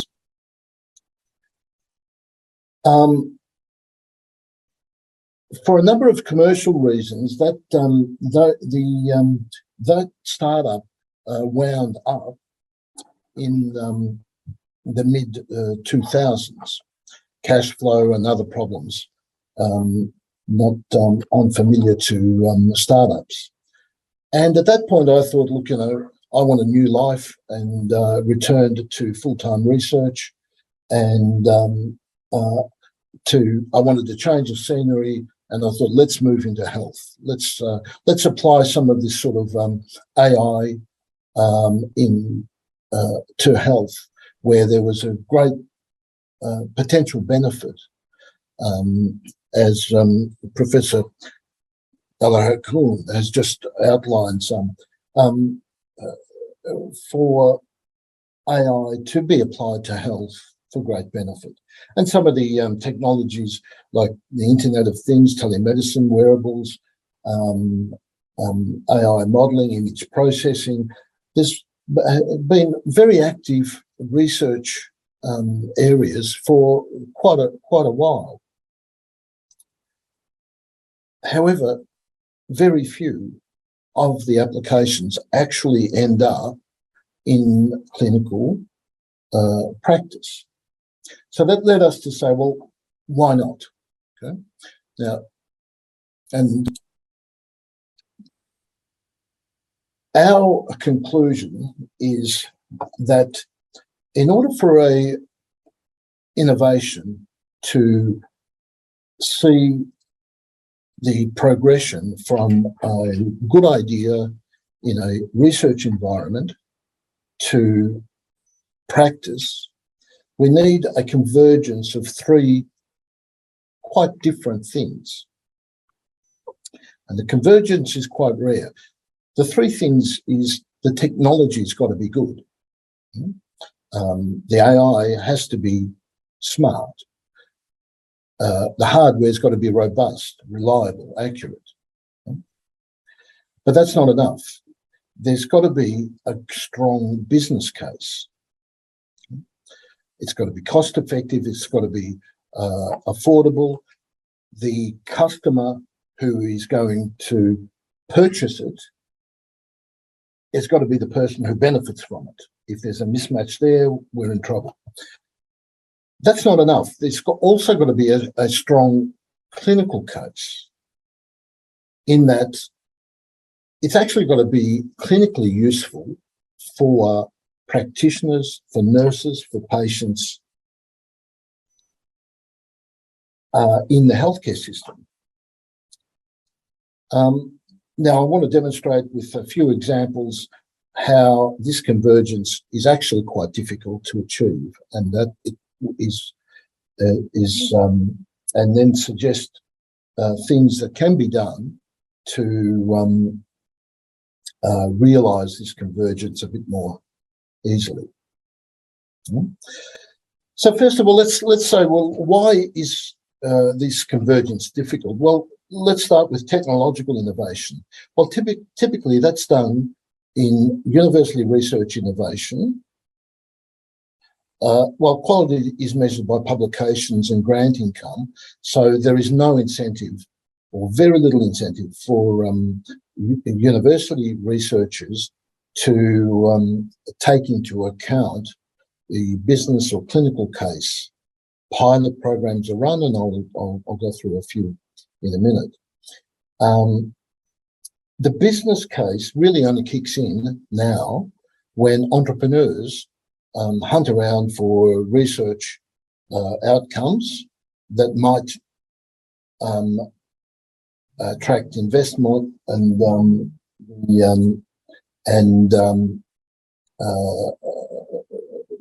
be ripe for startup companies. And the clinical case is typically only examined sometimes in the university research projects run pilots, but typically the clinical sort of case is really only explored when minimal viable prototypes are developed in order to test business models, and that's well after the original research has been done. So there is this separation of activity between these three activities. So let me use this as an example. This is a piece of work a piece of research that was done in Victoria, funded by the state government, that I led in 2012 to 2015. And what we were interested in is whether we could come up with a technology that would transmit 3D, that's left and right images, and then interleave it over the internet with low enough bandwidth so that we could run video conferencing in 3D, so that the practitioner, the health practitioner at one end with 3D glasses and a 3D smart TV could see the patient who was transmitting images from a 3D camera at the other end. And we had different applications of this. One was for wound management, where nurses would go into a patient's home and take a 3D image of a wound. They were still images in a store and forward system. Another application was in psychiatry, where it was a video stream. Another was in dentistry, with tele-dentistry in nursing homes. And but the psychiatry use case looked pretty good, because the psychiatrists there and our partners at the University of Melbourne would often travel into the country to do cognitive assessments that they could do, things like finger-to-nose tests and things like that. We were surmising if they had 3D sense of things. A wound specialist can view a wound in 3D and make a better assessment. So we spent a fair bit of time getting the technology to work in low enough bandwidth for the internet links that we had, and we used Cisco hardware to do a first iteration.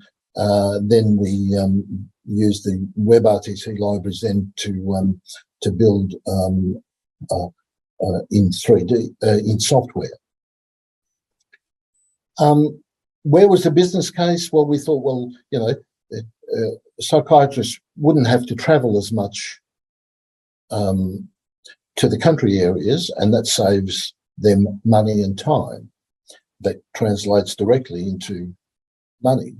And the clinical case, we thought, well, you know, they can make these assessments where you really do need a sense of time and space, okay? And it made sense. Okay?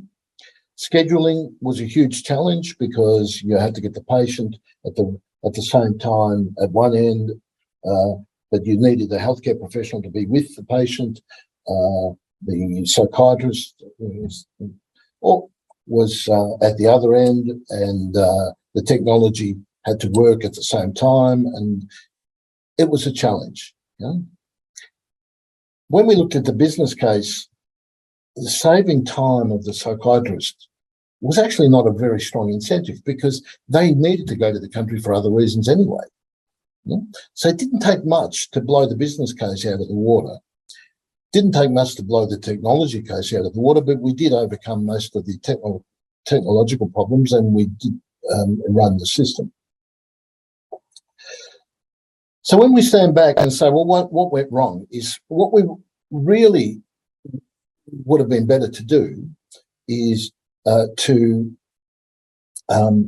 develop a little bit of the technology, examine the business case without fully developing the technology, and seeing if there was a business case for the technology as initially developed. And if so, proceed and see if there's a clinical case. And then keep on iterating, slightly changing the technology to see if there is a business case that would emerge, and slightly changing the business case means you probably have to change the clinical case, and you just keep on iterating, until you have something that looks like it might work. So we put that idea to practice in 2012, 2015, we started with IoT sensors to transfer biophysiological data to cloud servers to process the data in real time. Lots of applications. My colleague Venki Subramanian had just finished his UTS PhD in 2008 with monitoring heart rate during pregnancy of mothers, and we got some philanthropic funds to develop a rudimentary technology that would stream the data. But we stopped there. What we did is start looking for a really good use case that might have a business case. You know? And what we found was that the use case is in remote monitoring of vital signs outside of intensive care. And there's many settings, particularly in India, where patients are transferred out of intensive care into general wards, but still benefit from having continuous monitoring of their vital signs.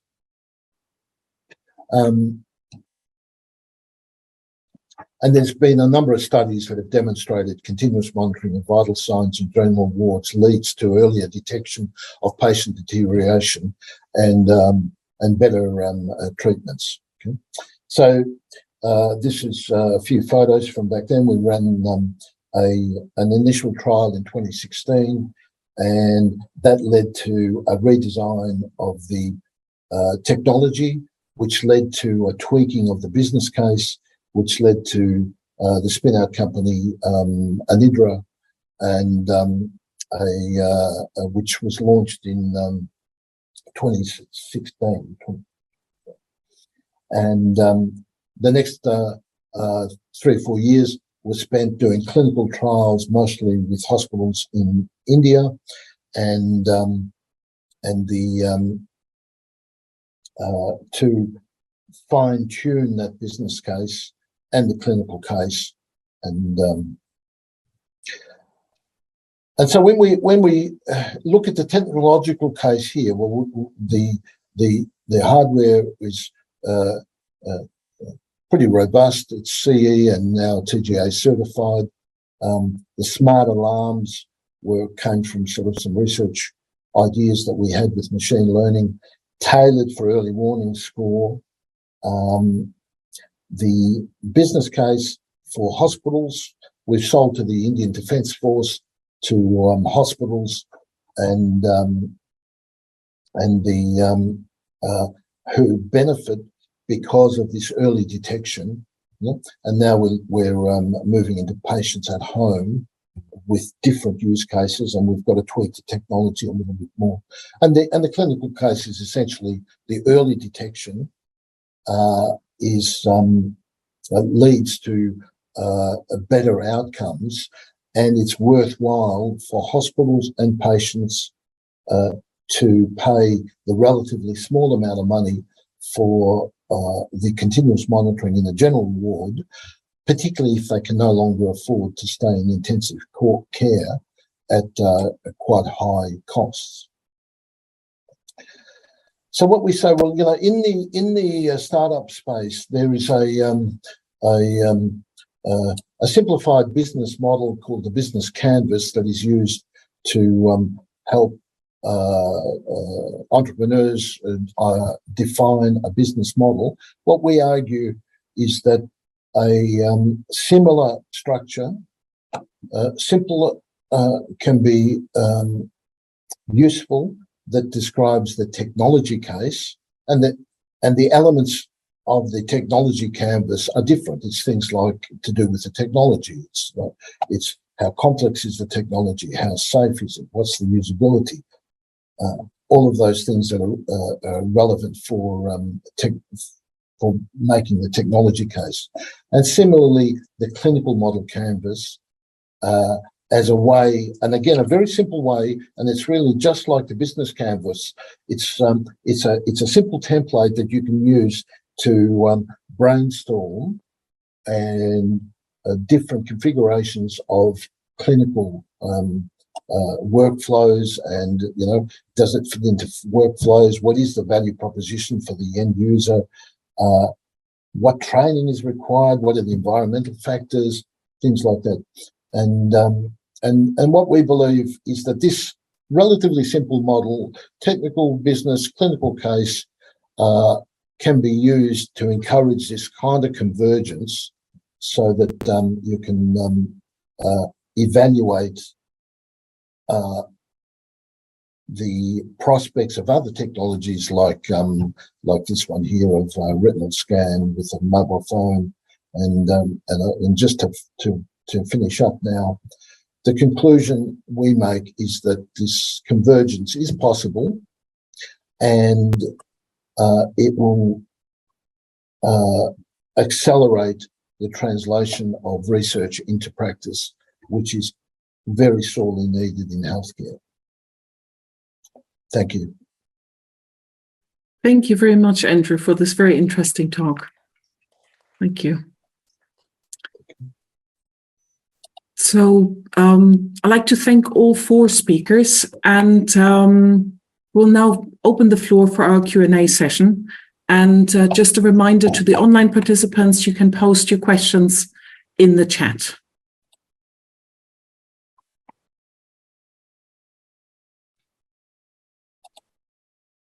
It is extremely tricky for me to see if anyone has holding up the hand in the room. Are there any questions in the room at the moment?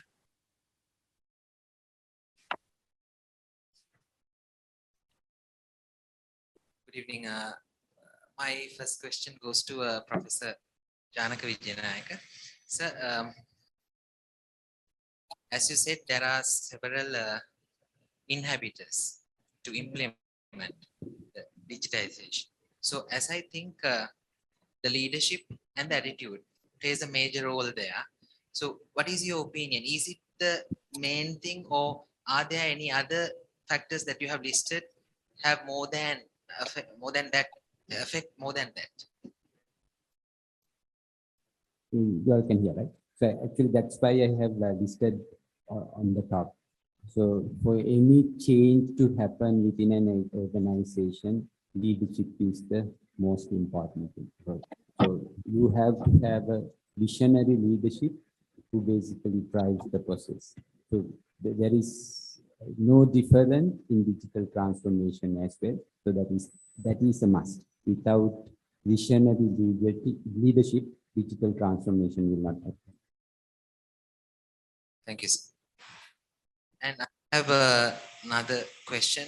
Maybe Professor Alahakoon or Professor Andrew can ask that. I hope I'm audible to you. Yeah. Now, when it comes to digitization comes into the health sector, the information security plays a major role there. So do you think the attention which has been given to this aspect by the policy makers or by the main people who are involving with this transformation process, do we have the proper attention on this aspect for the moment?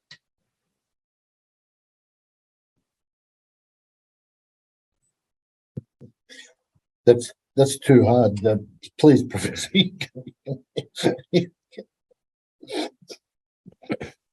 So, Andrew, you want to go? Or? No. It's too hard. You please. Damminda, it looks like he handed it over to you. Yeah, that's, I'll take the easy ones. Well,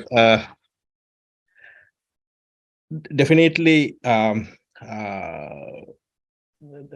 it's health is an area where a lot of the attention is being put into the protecting the information. That's why one of the reasons that digital health and technology in healthcare perhaps has not advanced or progressed as fast as in other cases. That I think I can put it that way. For example, in our research, even I'll give some example because I don't think there is a one particular saying that or yes or no here, and obviously that's why Andrew sort of avoided and just put it on to me. But what I will say is just give some pointers so that you can sort of get an understanding of where this is, what the current situation is, and where we are. So I'll give an example. Now, some of the, I had to sort of unfortunately quickly sort of rush through, but perhaps you have seen some of the type of data that we use. And some of these are purely publicly available data. It could be data in public forums. Anybody can see this and so on, or Twitter. We can just scrape data which is public. So the people who put it in are quite fine with others seeing it. They have made it public. But when we are to work on this data, we have to go through, there's a university ethics committee. The moment that it's health care project, there's a very, very strict. Even if we collect or scrape public data, you have to go through the ethics clearance. And there are all kinds of questions. For example, what they say is when we say, oh, it's public data, well, anybody can use it. But no, because using, for example, artificial intelligence, you can derive things from this data because you can collect data from multiple sources or the individual data where the individual has provided this data over time. And when you collect this over time and using our algorithms, when we put it together, something where the individual did not expect or did not foresee as coming out or being derived may come out, a pattern that where the individual didn't expect that to happen because they are not aware of what the power of AI and so on. So this is a particular example. Therefore, coming back to your question, there are very stringent, very strict policies, procedures that we have to go through. and this is so, and especially, and if you collect data as we are doing in the NHMRC project directly from the people, there is much more strict guidance. So, and then of course, health records, the digital health records, there is not as well. So, let's say yes, health is considered as one of the strictest sort of policies and procedures, but how much is strict enough? Because, for example, you have some of you might have heard, and all Australians will know, the Optus, the largest the mobile or the company, the company in Australia was hacked, and was it 9 million, Andrew? They had 10 million Yes, customers, and 9 million yes. customers' data have been exposed or basically hacked into 9 million. So basically, it's almost the whole customer base, and they have one of the strictest procedure. I would say cyber security sort of systems. In fact, they fund the cybersecurity research at Trobe, Optus, and you see how much importance that they put in cybersecurity, and basically their whole customer base was hacked. Anyway, I know that's not the answer probably that you expected, but just some pointers as to where we are. Can I just add something that's just come to mind? You know, I'm in the western part of Victoria, and we've had healthcare organisations here who have had some serious attacks. There was one ransomware attack in that knocked out a major chain of health hospitals for 3 months. Just knocked everything out, you know. It took them 2 weeks just to reinstate email. You know, it was really, you know, no health records and stuff. Now, and that's as Damminda was saying, you know, that makes everybody really nervous, you know.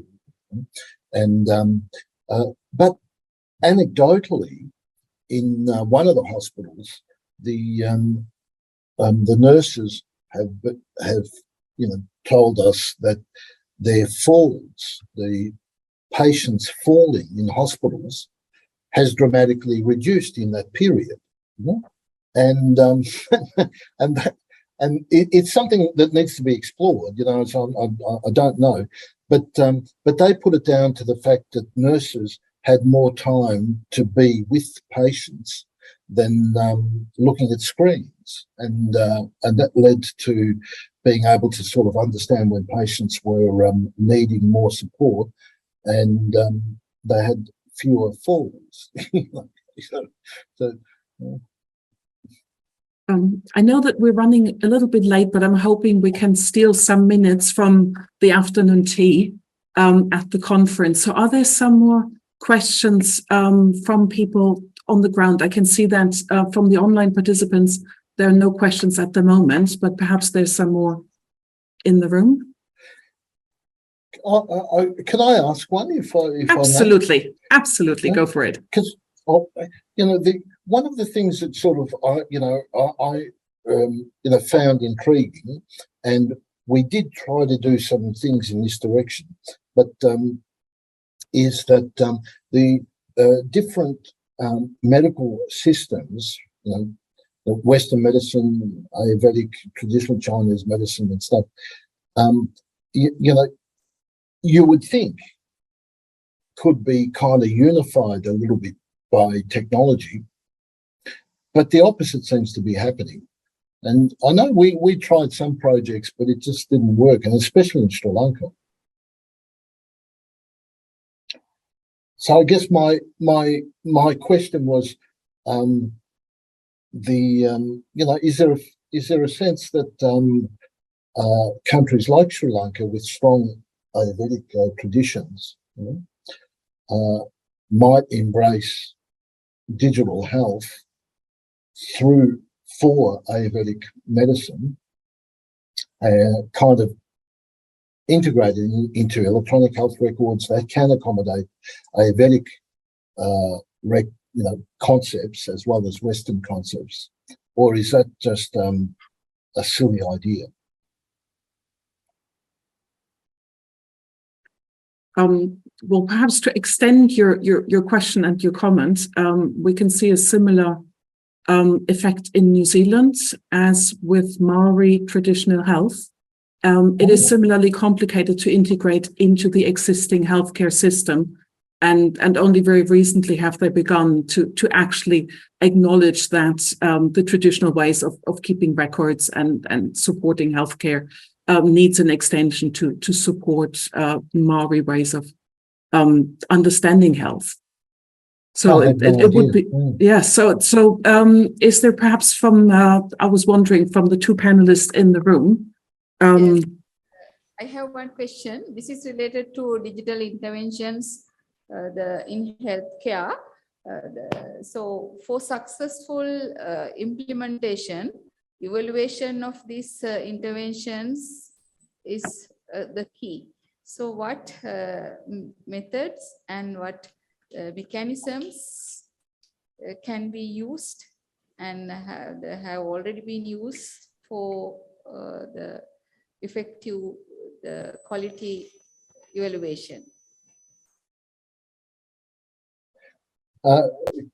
Can I have a first go? Andrew, I think that sounds like a question for you. Yes, please.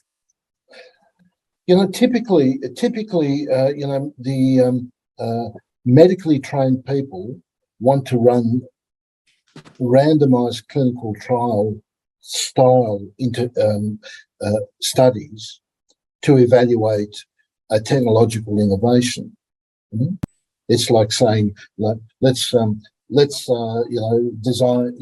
the telemedicine, and then have a group of people using the telemedicine, another group of people not using the telemedicine, and see if the health outcomes are better. And there's it just doesn't work. That style of methodological evaluation, essentially an experimental methodology, just doesn't work with technological, innovations. And Greenhor is probably the most prominent, author that makes that case really well. So what you've got to use is much more qualitative methodologies where you're taking into account a lot of things. You can't pre-specify in the past. I'll give you one small example without running into, spending too much time. But we wanted to, we had a project where we wanted to see whether, smart toothbrushes, these toothbrushes that Bluetooth the position and stuff of the tooth, can be deployed in nursing homes where there is a huge problem with oral health. And we were working together with a team of clinicians, geriatricians and other clinicians. As technologists, we just wanted to go in there and do a trial to identify what are the issues. Are they security issues? Are they usability issues? Are they to do with training? What are the issues? And to try to sort of, have an open mind. And we adopted a critical realism methodology and wanted to do it that way. Of course, our clinical partners wanted a trial. Some elderly residents with using the smart brushes, some not. And we thought, my God, it's and we worked out a compromise and we did something. But if you ask me, you've got to use the qualitative methodologies to evaluate technologies, because every little thing that you cannot pre-specify, you cannot control all of the relevant variables. You can't know them in advance. Okay. Thank you.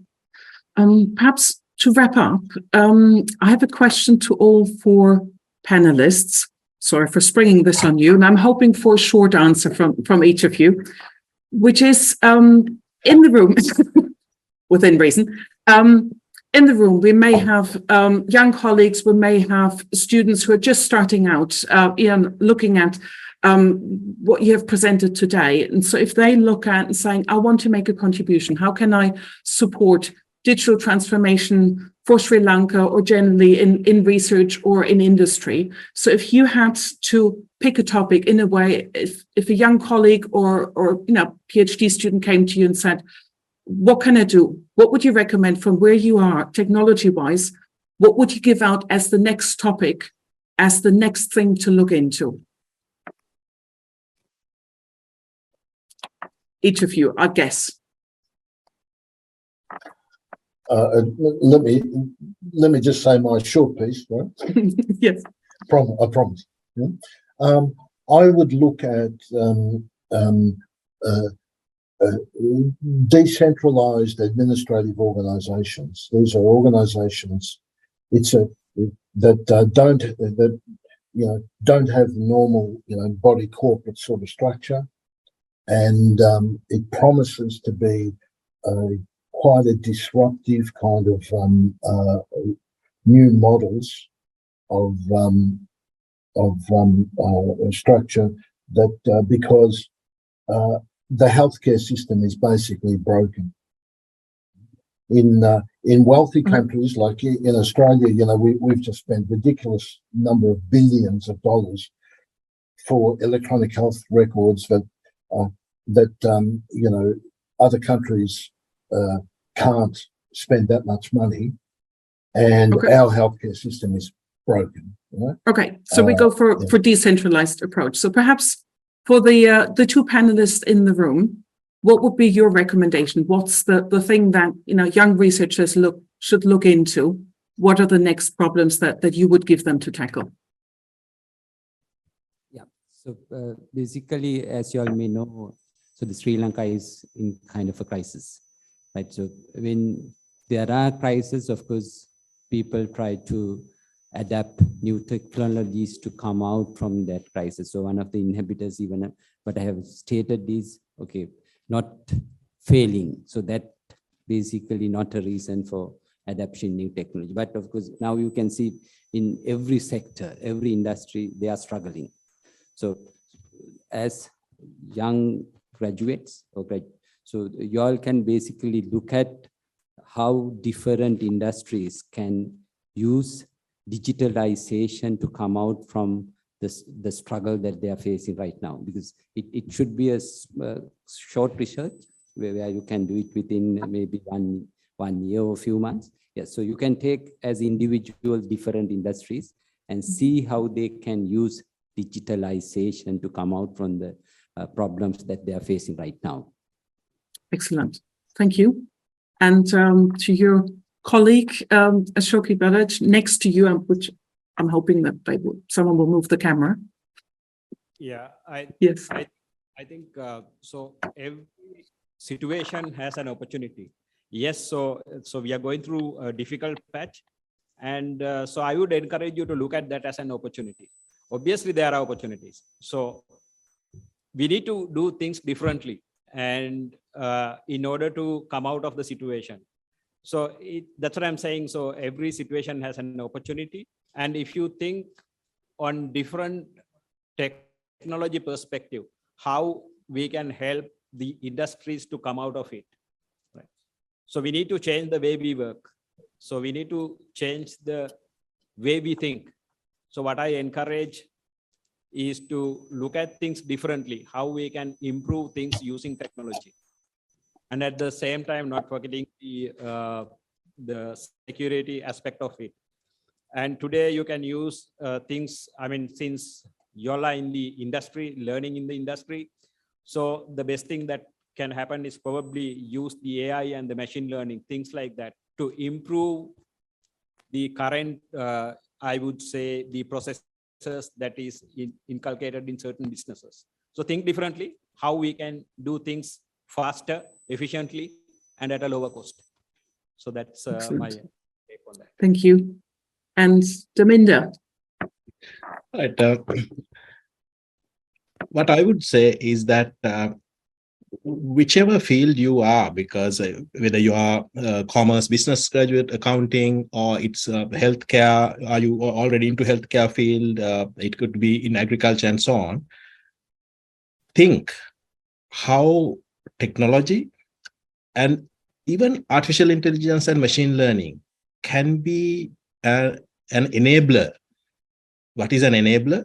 To do what you want to do, what you are doing better, more efficiently, and so on. So because there's digital information, the digital data available in all fields, and you have to have the knowledge and understanding of not just to look at what others can do, but you yourself can do. So you'll have to learn and get your hands-on practical capabilities of using technology and even artificial intelligence and machine learning. Even if you're an accountant, even if you're an agriculture working in the agriculture, and definitely if you are in healthcare as that's something really, really important. Stop without thinking of AI, machine learning, and technology as for engineering and computer science as well. Yes, there are people working in specializing in these, but this is enabling technology. It's like, electricity, gas, and so on. It is across all fields. So you have to start thinking like that and learning the particular skills of how to use these in your area of work. Excellent. Thank you very much. We will have to draw this panel session to an end. And I'd like to start summing up by really thanking our 4 panelists. Thank you very much, online and offline, as it were, and trying to make it work between all 4. And looking at the different topics we had. In our first 2 talks, we heard about foundation of digital transformation, enablers, inhibitors, and the essential building block of cybersecurity. And in the second group of talks, we then had, in a way, exploring the practicalities of building technologies for healthcare applications that would be part of the digital transformation. And then in the discussion, we explored further aspects of these topics and finished up with recommendations on, how young people can make, contributions and leave their mark. I'd also like to thank the conference and panel organizers for selecting this very relevant and important topic of digital transformation, and for the very excellent organization of the panel. And lastly, I want to acknowledge and thank you, the participants in the room and online. And yes, for your participation, because that's why the whole panel came about, right? So that there's people who can actually talk about the topic. And it was an honor for me to have been invited to chair this session. Thank you very much, and have an excellent afternoon. And I don't want to keep you any further from your afternoon tea. Thank you. Thank you very much, Annika. Lovely to have you here. Thank you, Annika. Yeah. Thank you, madam. Ladies and gentlemen, we have come to the end of a fruitful computing plenary session. Before winding up the session, it is time to present the tokens of appreciation to the speakers. For that, I call invite the Dean Faculty of Computing, Dr. Asela Gunasekara, Professor Janaka Wijayanayake, Mr. Ashoke Baddage. Thank you very much, sir. And now we are moving on to the digital tokens of appreciation for the online speakers. Professor Damminda Alahakoon. So please focus on the projected screen for the digital token of appreciation. And for the next online speaker, Associate Professor Andrew Stranieri.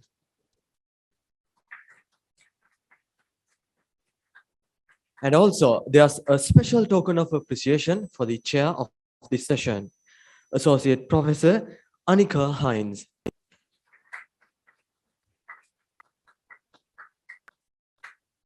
On behalf of the organizing committee, I would like to extend our gratitude to Associate Professor Annika Hinze for chairing the computing plenary session. and the speakers who enriched our event with their valuable speeches. With this, we conclude the computing plenary session of the 15th International Research Conference of General Sir John Kotalawala Defence University. And I kindly invite all of you to view the poster presentations after the refreshments. Thank you.